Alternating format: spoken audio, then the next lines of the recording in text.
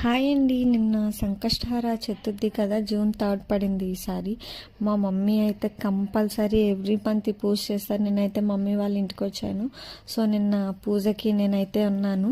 నేను కూడా పెళ్ళికి ముందు బాగా చేసేదాన్ని. స్వామివారికి పూజ చేశాకే నాకు అంతా బాగా కలిసి వచ్చింది.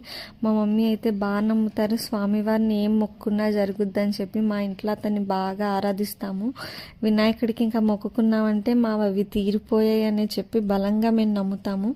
మార్నింగ్ అయితే నార్మల్గా దీపం పెట్టుకొని ముడుపు కట్టుకోవాలి. నెక్స్ట్ ఈవినింగ్ ఆ ముడుపులో ఉన్న బియ్యం విప్పి స్వామివారికి ప్రసాదం చేయాలి. మనం పరమన్నం అయితే పరమన్నం, పులిహోర ఏదైతే అది మనకి అవైలబుల్గా ఏం చేయాలనిపిస్తే అది చేసుకొని స్వామివారికి నైవేద్యంగా పెట్టచ్చు.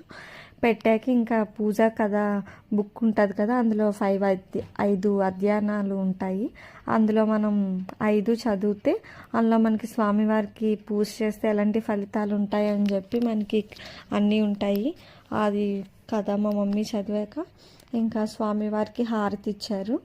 ఇచ్చాక కథ అయిపోయింది. ఇంకా దేవుడికి అయితే బాదన్నం పెట్టుకున్నాం.